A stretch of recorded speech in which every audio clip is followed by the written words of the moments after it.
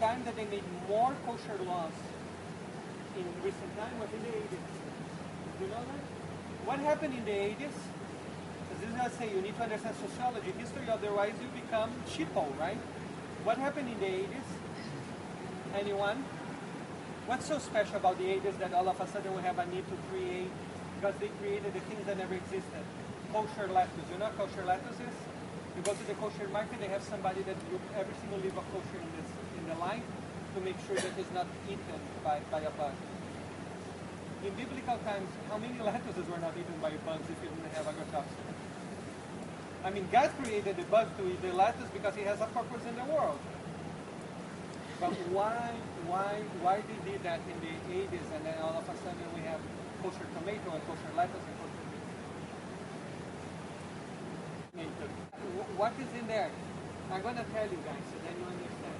In the 80s, we have a very special immigration in Israel. It was the first time that Israel was facing a huge contingent of people coming there.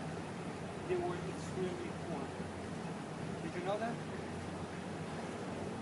Who was coming in the 80s to Israel? The Falashas, the Jews from Ethiopia.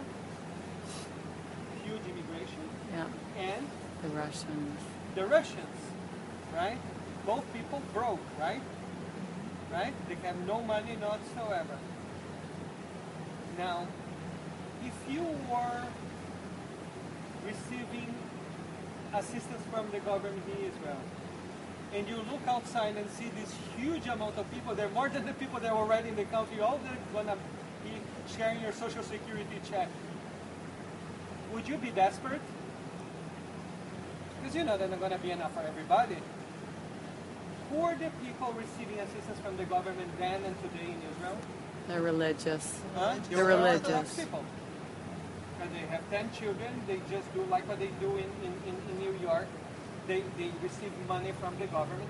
All of a sudden, all those people coming. If you're really an Orthodox or you love Jews, you say, great, we have more Jews in Israel. They say, oh my God, how are we going to make our money? Maybe we're going to have to start a scheme called work, you know? But then, that was, you know? Let's try this big scheme called work and see if it happens. But they were scared. So all of a sudden, they said,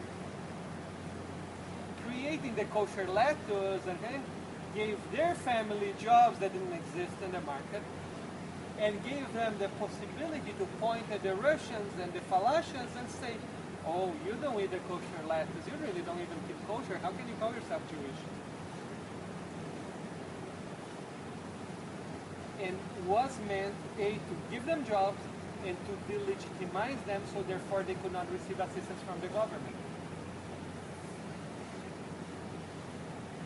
Do you think that there was God's plan?